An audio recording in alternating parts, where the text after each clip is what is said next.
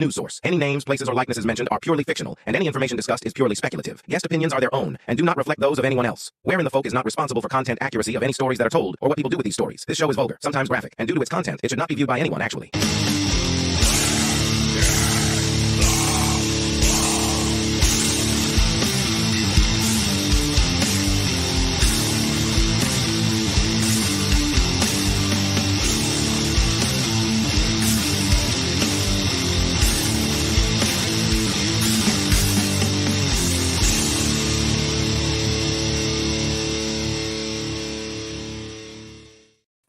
Welcome to another episode of Where in the Folk. I hope everybody had a great weekend. How you all doing? Awesome. Been busy. Awesome. I have nothing really extraordinary that happened to me this week, but I do have a weird story coming straight out of news.com.au if you guys want to hear it. Let's hear it. Yeah. All right. So a woman has faced court over a video.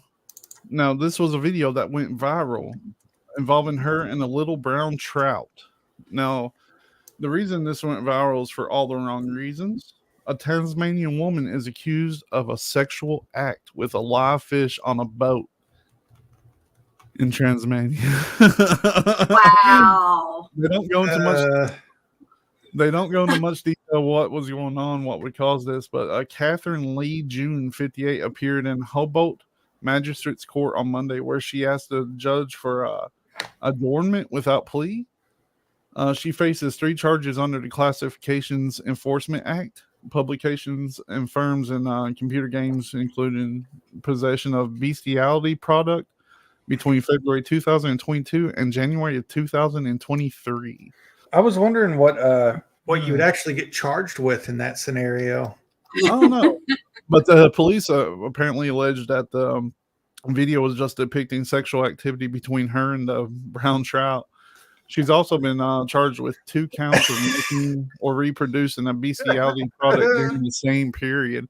Like, I'm really curious because it doesn't explain how. But I mean, you can let your imagination run. Yeah. Hey, Steven. Hey, Nick.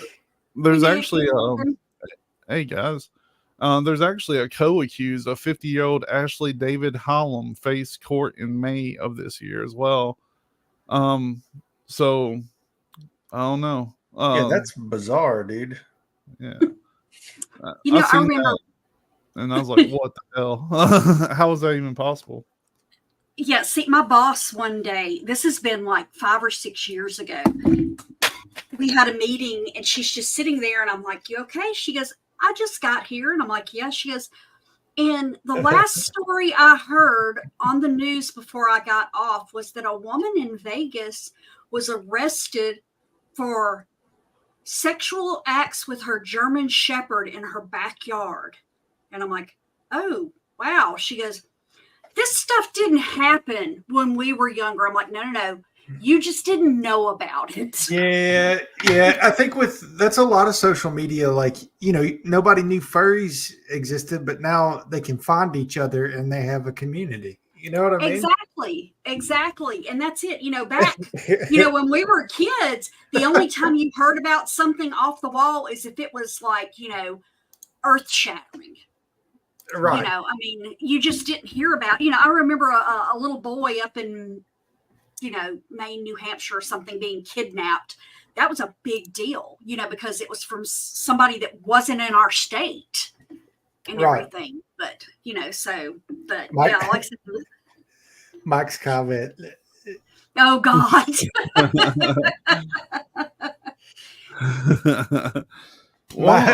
Steven said back then it was gerbils. I just couldn't even imagine what. I just can't imagine how you could even do it. Like, I literally don't know how. Like, how can you do it? Like, what do you do to it? I mean, maybe it's like stiff enough. You know what I mean? Like, maybe it's stiff enough. A live fish? I don't know. I guess that's weird to me. Okay, Cecil, I know I've told you this before. I bought a curling iron one time that said for external use only. Well, that makes more sense to me than a fish. I'm not disagreeing with that. That's why there's instructions on shampoo bottles too. Yeah. Yeah. So I had another one. This isn't really funny. It's kind of funny, but it's not funny. It's funny just because it's New Zealand, and I imagine them in their accents talking about it. So a New Zealand food bank distributed candy made from lethal amounts of methamphetamine. Sweet. Wow. Yeah. So a charity, a New Zealand charity working with homeless people in Auckland unknowingly distributed goodies with lethal doses of meth in parcels that were donated by a member of the public. They don't know who the member is either. They said that they had started to contact up to 400 people who they think got the sweets, but that they were actually solid blocks of meth enclosed in candy wrappers. And it My was question is, I'm sorry to interrupt, but my Yeah. question is, did they charge candy prices or did yeah, charge? it was free. It was a It was charity. donated, wasn't it? Yeah, they were giving this to the homeless. So each candy was 300 times the lethal dose of meth, and each candy had a street value of $608 in meth. Nice. Wow. So they probably blessed. They probably blessed the homeless. You know what I mean? They can at least sell it. Hey, Landa. $608 per candy. Wow. Why Yeah. can't I ever get that lucky? You know? Well, You I know, mean, what if you didn't realize it though? Oh yeah, and you ate $608. Yeah, you opened one, it was chocolate, tossed it in your mouth. You never even look at the second when you just spin it Yeah. open, toss it in your mouth. Because that was I don't know. Does what's the nasal spray Narcan? Does that work on meth? I don't know. I don't think meth is considered a narcotic. Do you think that this was a ploy to overdose a bunch of homeless people? Well, no, I'm just saying.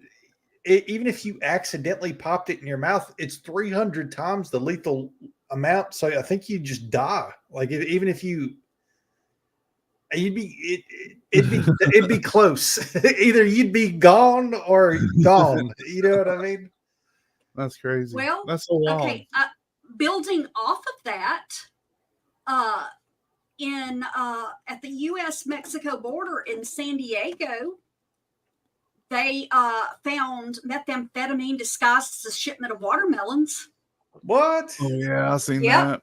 Said that a How do you truckload of meth. A truckload of methamphetamine disguised as a shipment of watermelons was seized at the border, and said it was valued at more than $5 million. This was on the 16th of this God. month. Somebody's But said- in Cubs. Oh yeah, when the cargo aboard a tractor trailer from Mexico was unloaded for a detailed inspection, they found 1,220 packages wrapped in paper colored to look like watermelon skins. So let me ask you this: do you think they have a deal? Do you think they have a deal where they're like, okay, we'll let you catch this many people, but you're not going Right. to look in these places? Yeah, for sure. Probably. Like I mean, because look, this was 4,500 pounds. because I don't think the cartel is going to let that slide. I mean, because you have to think there's probably people working the border that are being paid by the cartel or extorted too. Oh hell yeah! So Too much you're gets across the border. You're going to take your product past the people who will clear you, but I think because it's all the alphabet agencies that have struck deals with the cartels. That's why they exist to begin with. Mm-hmm.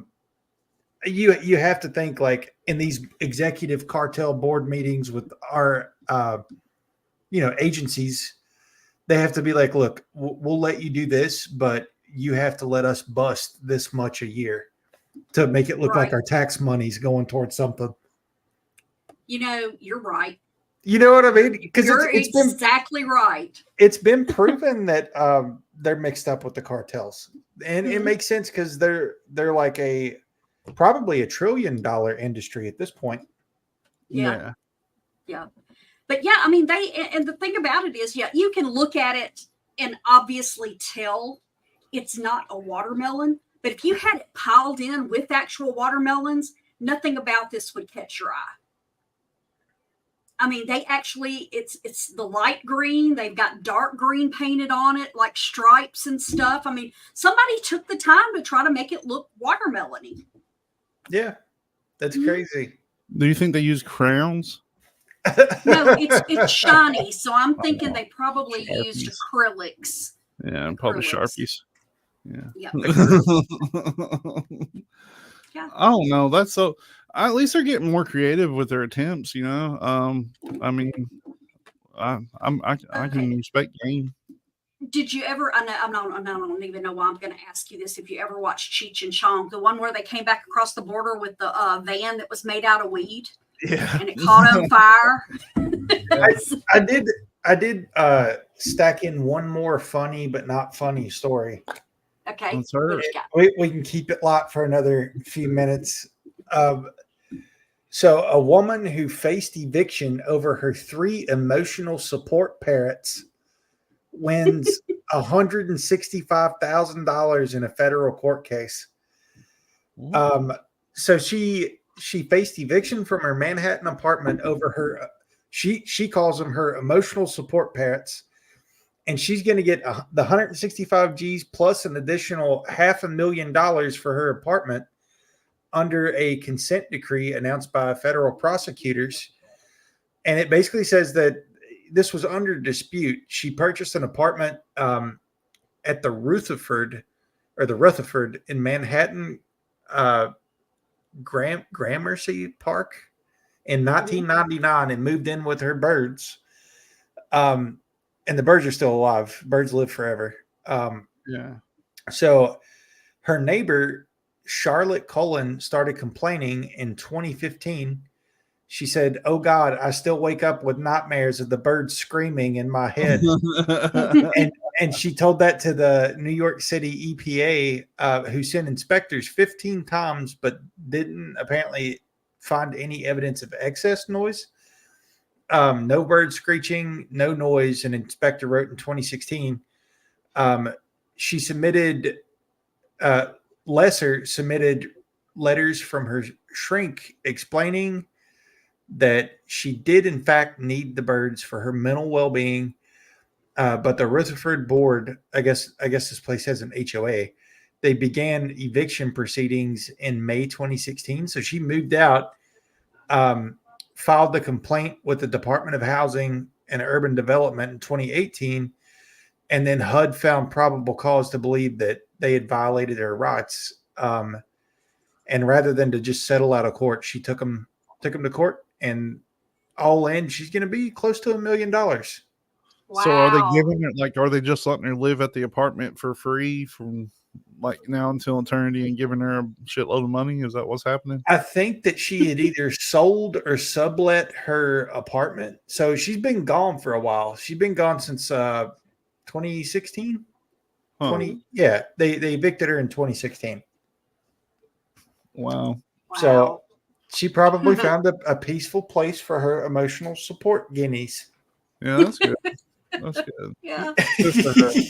Dude, have you ever heard how loud guineas are? Yeah. Ooh, look, our neighbor up the street, back when I used to have chickens, he decided to get guineas, and they would come to my yard in the mornings, and they'd stand over there, and I would get in my car and start backing up, and they'd start chasing me like they were running me out of my yard going, yeah, you would know if somebody's around your house sooner with a bunch of guineas than a guard dog. absolutely. Mm-hmm. And these weren't those little ones either, because you can get the little like dwarf ones. Yeah. These were those big ones. Yes. But they thought they were bad, and I wasn't going to screw with them because there's a good chance they probably would have followed through, because they just seem like mean birds. Yeah. That's wild. I don't know. I'd like to have my dogs. I got them because I always heard petting them will calm you down, but all they do is piss me off all the time. So I like to have something that would actually calm me down. Well, I think the point is it keeps you distracted from all the terrible things. That's right. That's true, I guess. Yeah. Hey, my beagle comes and checks on me when I have migraines. When I come to the door, my dogs scratch me to pieces, go barking uncontrollably, run around in circles trying to trip me the whole time. And then when I'm laying down on the couch, the big one just jump on top of me for no Because reason. they love you, Daddy. They want to be close. So I brought the big one that I wanted to cover this week. I don't know if you guys have lesser ones you want to jump into. I was going to jump into the fluoridation situation. I got one. It's quick. So NASA astronauts have been stuck on the spaceship for over 2 months now. That's the update with Boeing. There was there is a how's it going with Boeing section. So 75 days. They're weighing their options for their return, which could involve using SpaceX. A decision is expected soon, but the other Boeing update was yesterday, or maybe even early this morning. Boeing grounds 777X test fleet after failure of key engine mounting structure. And it's a critical engine mounting failure. The issue was discovered during they said routine inspection post-flight. Boeing confirmed that during scheduled maintenance, we identified a component that did not perform as designed. That's what they said of this critical failure. But he says this is a setback for the program, which gained momentum since FAA testing began in July, and they plan to replace the faulty parts before resuming flight tests. Wow. This just keeps happening. It's every week. I was going to say, everybody can have a down swing, but not a consistent down swing. There are major problems with Boeing. And you got on one of their planes last month. Yeah. Sometimes it's in the book of sometimes. Sometimes you gotta shake the dust. Yes, you do. I lit candles for you.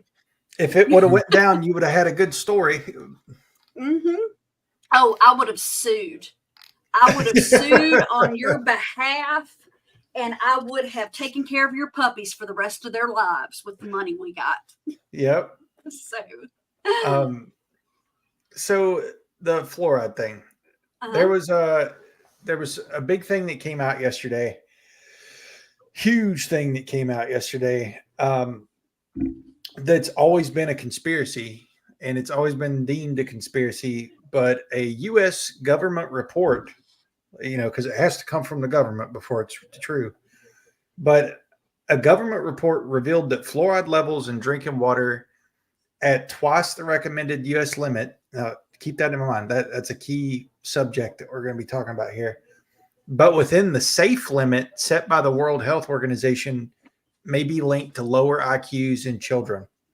Ooh. This significant explains a lot. Shit, that explains so much. Oh my god. When did it start? Like 25 years ago? Yeah, this significant finding comes from the National Toxicology Program, reviewing studies from various countries, and marks the first federal acknowledgement of risks associated with fluoridation in water.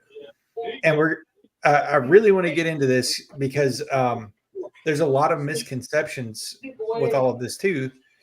But fluoride, the type of fluoride that they put in drinking water is actually a byproduct of a manufacturing process. Nice. And the companies that do this, they lucked out by convincing municipalities to buy their fluoride byproduct for cheap so that they had an easy solution to offload their extra fluoride and get paid for it. And basically all of this has been perpetuated by corporate lobbyists. Same thing we see in every other sector where they hide stuff. So the lobbyists are paying politicians to not say anything about it, and others, government entities, to not say anything bad about, think back when cigarettes were good for you. Mm-hmm. So they've been lobbying the hell out of it. And not only did it solve their toxic waste disposal problem, but they're selling it at a markup of 20,000 times what it costs them to produce. Mm. And you have to keep in mind they'd be stuck with it if they didn't have a place for it to go. So just some more history. Highly toxic hydrogen fluoride and silicon tetrafluoride gases are byproducts of fertilizer production. Prior to 1970, these pollutants were vented into the atmosphere and gave Central Florida some of the most noxious air pollution in the country. And I guess, so in the 60s, I guess it says prior to 1970. But I guess complaints by farmers and ranchers eventually forced reluctant manufacturers to invest in pollution abatement scrubbers that converted toxic vapors into fluorosilicic acid, FSA, a dangerous but more containable liquid waste. OSHA they caution that FSA, which is an inorganic fluoride compound, has dire health consequences for any worker that comes in contact with it. Breathing its fumes causes lung damage and death, and an accidental splash on bare skin will burn it. Fortunately, it can be contained in high-density cross-linked polyethylene storage tanks. And basically, once it's there, once it's in these tanks, they're hauling it to water treatment facilities, and they let it drip into the water supply all around the United States and a few other countries. And the public health officials and scientists and the American Dental Association up to this point have all been like, these are precise adjustments that exist naturally occurring fluoride levels in drinking water for an optimal fluoride tooth decay prevention, when it's literally deemed by OSHA as a poisonous chemical. So the practice of adding fluoride compounds to drinking water is known as fluoridation. It's been a mainstay since 1950. And basically the reason it became so widespread, like it started in 1950, but it really boomed after these companies found out that it was a byproduct of their manufacturing process. They needed a place to offload it. Mm-hmm. So they greased a bunch of hands around the United States and were able to get all of this in place, and have basically buried anybody and called them crazy for coming out and speaking out against fluoridation of water. It is, a lot of people are surprised to learn that the pharmaceutical grade fluoride that's in your toothpaste is not the same fluoride that they're putting in the water. Mm-hmm. It's the fluoride that they've been putting in water is literally an inorganic byproduct of manufacturing. And they've just been getting away with it. And it also contains trace amounts of arsenic and lead. And another big one is a byproduct of the phosphate industry, apparently. And only a handful of countries even do this. It's Australia, Ireland, Singapore, Brazil, and the United States. Western European nations have largely rejected it. But nonetheless, dental decay in Western European countries has declined at the same rate as the United States. In fact, the more one looks at the history of fluoridation, the more it appears to be basically in the same category as DDT. You know what I mean? Like Save the Pandas. You know what I'm saying? Yeah. So, well, I mean, but is their teeth as white as ours? I think there's a lot more than just IQ too. But this has, it goes directly against the World Health Organization. And they were, talking about the impacts overall on IQ, but you don't know what else is causing.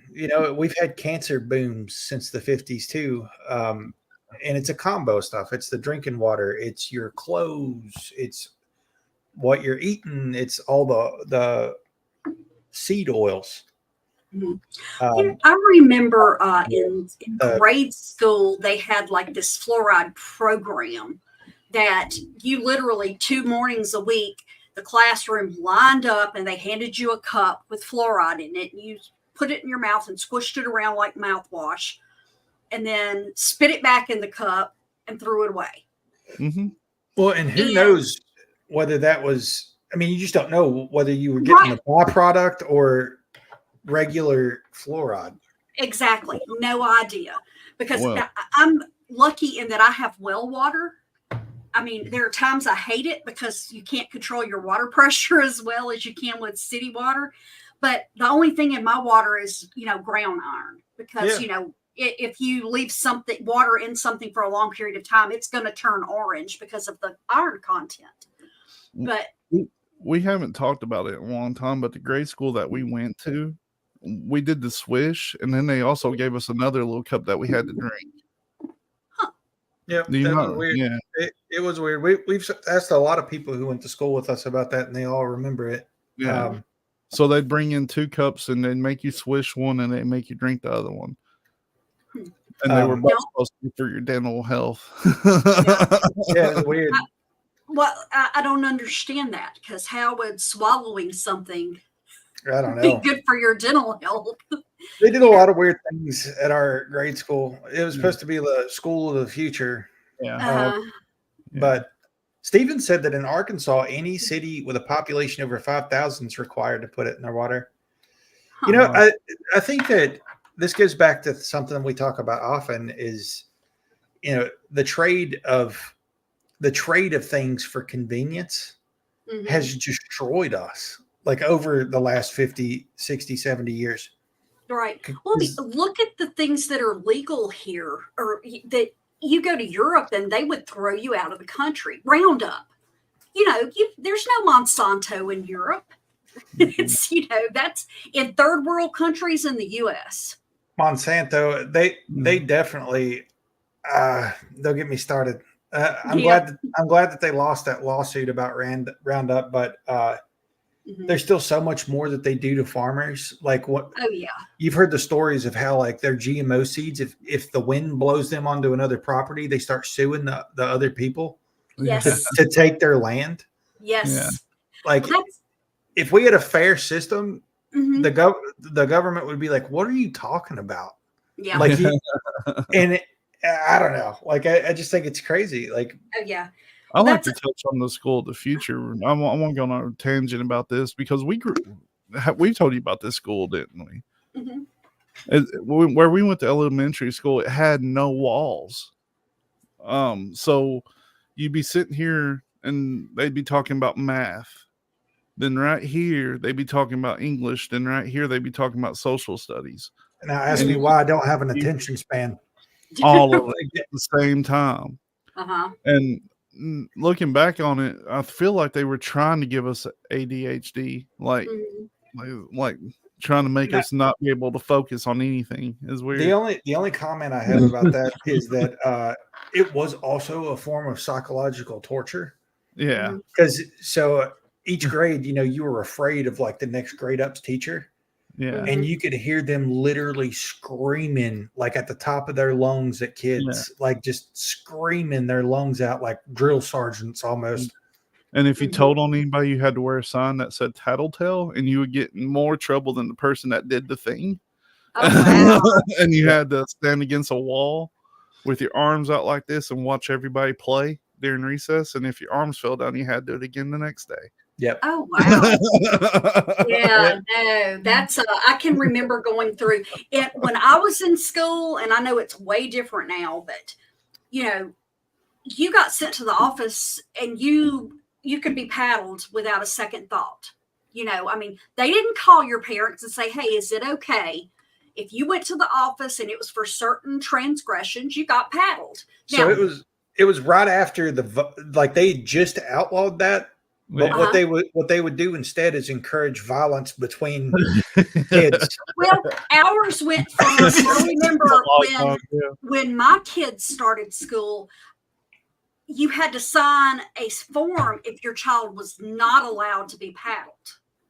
You know, they sent home, and if you didn't want your child paddled, you had to fill out this form. Well, then a few years in, it changed to if it was okay to paddle your child, you had to sign consent, and then they ended up getting rid of it. They just did peer. They just did it. They, like Tully said, it was just enforced by your peers because we had a jungle gym. You remember them dome jungle gyms? Uh-huh. In recess, if we wasn't in trouble, we was in there fist fighting, and they just watch us. There was a whole big ordeal, and it could have just been, you know, maybe we were just in redneck USA, but right. It looking back on it, that does seem weird. And Mike's comment, I think it's crazy, Mike, that there is actually an acceptable amount, a level of sawdust that can be in food products. Yeah. And that's a Parmesan cheese. It's allowed so much like cardboard product. You know, that's why I buy the blocks, you know, so at least I know what I'm getting. It's the season. Mm-hmm. That's but see, it's the season. This is why I grow my own herbs and spices and make my own blends. Also related to government tomfoolery. My brain just short-circuited. So there's a company called Telomere Pharmaceuticals, and this week they were mourning the passing of their chairman and CEO, Dr. Christopher Chapman.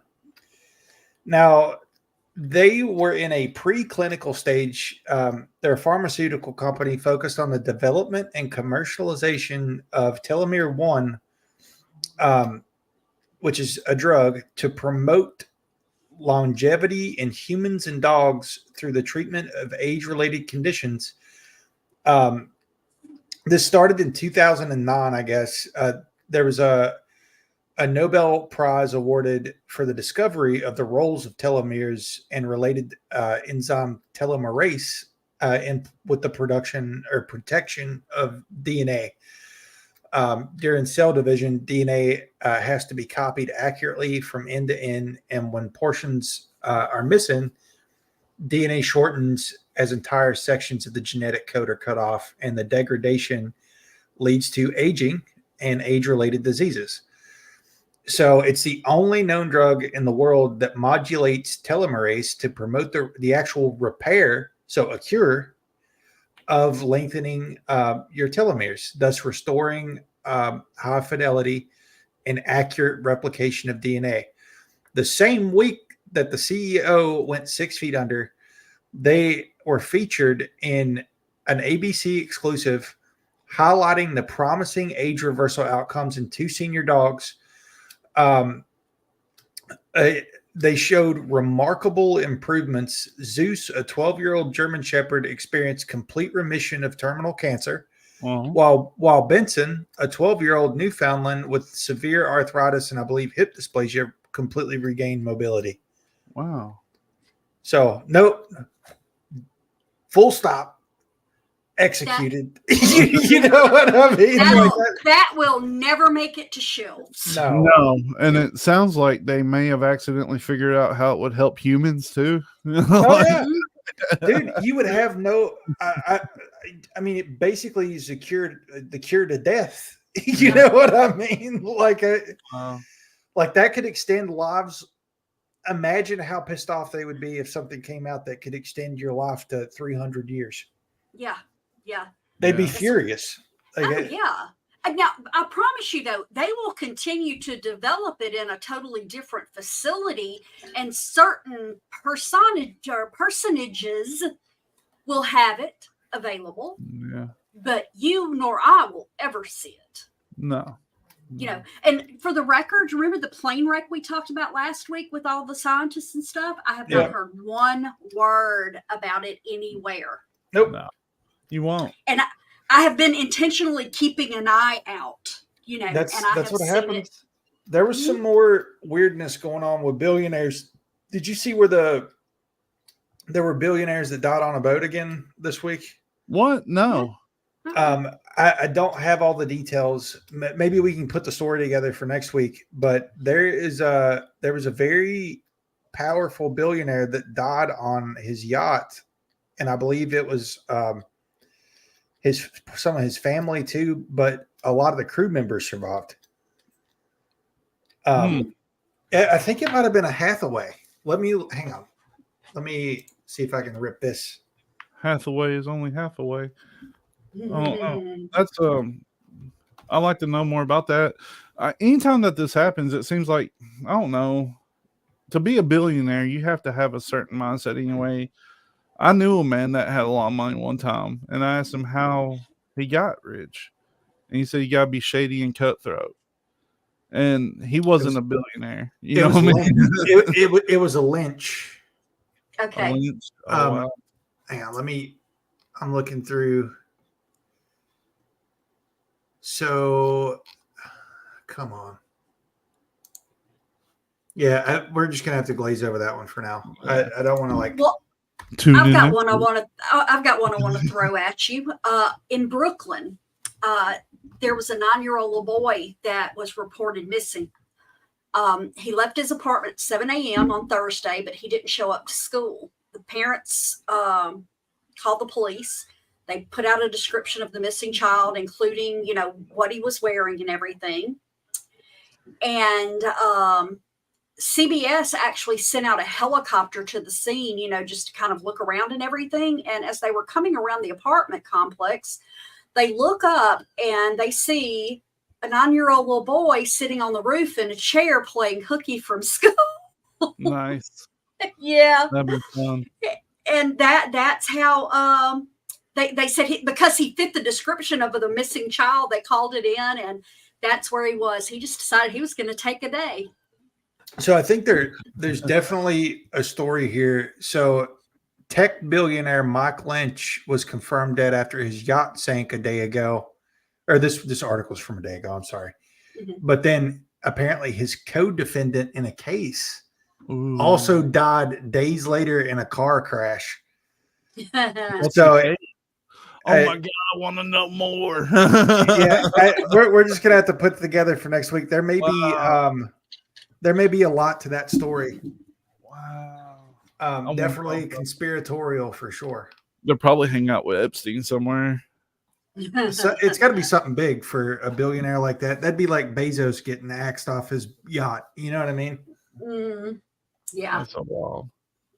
So what is it? It's almost it was the anniversary of billionaires dying in the PlayStation controller can. Yep. I heard somebody say that they're making another one and they're going to try it again, but this time they're going to use an Xbox controller. Probably do better. Probably do better. Probably. It's crazy. Well, we get I'm going to go on this one. Okay. No, I said I want to go on this one. No. You want to go on that one? Okay, I've got you one. There's a mayor in a small Georgia town that has been indicted on charges because he decided that he was going to go by and pick up a bottle of Seagram's extra dry gin. Nice. And then he left it in a ditch along the Georgia 150 in Thompson in the path of a work crew of state prisoners. So he left it specifically for the workers. And they kind of got caught. So, that's a man who's never listened to Snoop Dogg. He's got his. I'm telling you. But they didn't. Yeah.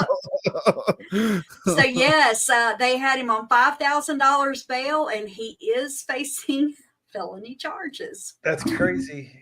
Yeah. That doesn't seem like that big of a deal for a felony, though. I mean, come on. No. Well, they don't go in except it's prohibited. It's a prohibited item for inmates. So that's probably why it's a felony. Got you. Is it prohibited in the prison only, though? I mean, like if they drink it all before they get back, No, it specifically says that it is a prohibited item to inmates. I knew somebody once upon a time who took the prisoners out for work crew. Mm-hmm. And it was very common for people to bring them things like cigarettes and stuff while they were out working. Mm-hmm. I've stopped and taken drinks to them before, it's 100 degrees out there. Hey, have some water. I may or may not have been in a car once when we seen some on the side of the road and we were chiefing on the devil's lettuce and we flicked half of it out to them. But Well, ago. There's this guy I know and have lived with for a few years that says it's only illegal if you get caught. That's true. That's absolutely true. I do have a weird story, a science story that we've had in our back pocket for a couple of weeks that I want to cover. Mm-hmm. So they've discovered something called dark oxygen. And this is coming from mineral deposits, apparently, on the deep sea floor. So, and it starts out with, it says, baffling new results show that rock-like mineral deposits in the sea can actually produce oxygen. And it happens in the pitch black part of the ocean. It's called it's the Pacific Ocean. The Clarion-Clipperton Zone is littered with what looks like big hunks of charcoal, but it's mineral deposits. And they apparently figured this out because they've been mining these deposits because they're a key target for manganese and cobalt, which are used to make batteries. Mm-hmm. Nice. So they discovered that they not only produce oxygen, but they do this without sunlight. And I mean, you can imagine like how massive this would have to be if it's, a big area in the Pacific Ocean. If it's big enough to mine, it has to be massive. Or they wouldn't build the offshore platforms to do it. You know what I mean? I mean, anything to mine the ocean, right? Like, yeah. So I was just thinking, like, now that we have knowledge that the ocean is producing oxygen that they didn't even know about till like 2 weeks ago, how are they going to quantify that when they start talking about the taxes, like the use taxes? Like we've been hearing about, like being taxed on how much you drive your car, like your own personal impact on climate change. Every time you take the fart, you gotta pay $1. Yeah. and are they going to tax the companies that are mining this stuff for batteries? Because you have to think that's a huge impact to oxygen production. So those companies should be held liable. So, really the same with all these people with private planes too, who are producing, 40, like just a few private planes is producing, thousands of people's worth of carbon. But how are they going to get places fast? We don't even get into the countries like you've got countries, Western countries like the United States and Canada talking about these kind of taxes when the biggest violator that nobody's allowed to talk about is China. Yeah. Like they produce more carbon than the whole rest of the world. And oh no, I read recently that they have brought theirs down to lower than ours in the last 2 years. Sure. In the last 2 years. I did read that. I wish I'd have saved it so I could tell you exactly where I read it from, but I actually read that recently. I was talking to somebody recently about, it was after the North Korea thing that we talked about last week. And somebody was like, how does North Korea even exist as a country? And I'm like, well, nobody's allowed to talk about it, but they're best friends with China. Yeah. And China protects them, and they're also friends with Russia. So it's like, of course it's okay to demonize Russia, but China greases too many palms for anybody to have meaningful conversations about that. Yeah. Oh. Well, we are after a while talking about false histories. Oh yeah. I wish I could sit in on that one. I've got stuff to do. You just don't love us anymore, Cecil. A couple months, I should be back to a regular schedule. Oh, I know. That's okay. I still love you. As long as I can see you for a little bit on Friday nights, my weekend's complete. We got to plug everything. We're doing a show tomorrow. Yes. Everybody listening? Oh yeah, Sarah coming on? Yep. So Sarah from Paranormally Correct is going to be on with us. She's been on with us a bunch, but tomorrow's going to be like her episode. She has some crazy stories. If you're not familiar, she's a paranormal investigator. She does awesome TikToks. If you do TikTok, it's Paranormally Correct. you'll see her. She's basically the premier Appalachian ghost storyteller on TikTok, or one of them. Yeah. So she's going to be on. She's going to tell some stories, some true crime stuff, probably some paranormal stuff. Will go as long as it goes, and that'll be at 7 p.m. Eastern tomorrow. And I've got one to plug. I'll be back on Out of the Blank next week. You may be able to catch on YouTube. Last time the topic got a little too hot, so he didn't put it on YouTube. It's on audio only. But yeah, that's Out of the Blank with Rob. So check that out next week and check out all his stuff. He releases an episode every single day. That's wild. I can't even begin to imagine. We're gonna be live here in 15 minutes on Weird Realities Network, Weird with a Y, on everything, Twitter, YouTube, Facebook. We're gonna be talking about false history. I don't know what we're gonna talk about yet, but I'm sure it'll get crazy. And if you love us and you want to support our bad habits, you can hit the QR code and buy us a coffee. What else? That's it. I think that's it. We'll be back tomorrow. If you're doing anything with your Saturday evening, it'll be an interesting show for sure. Yeah, come on by. Absolutely. Sit down and spell and chill out. And thank you for watching us, because we are watching you. Peace.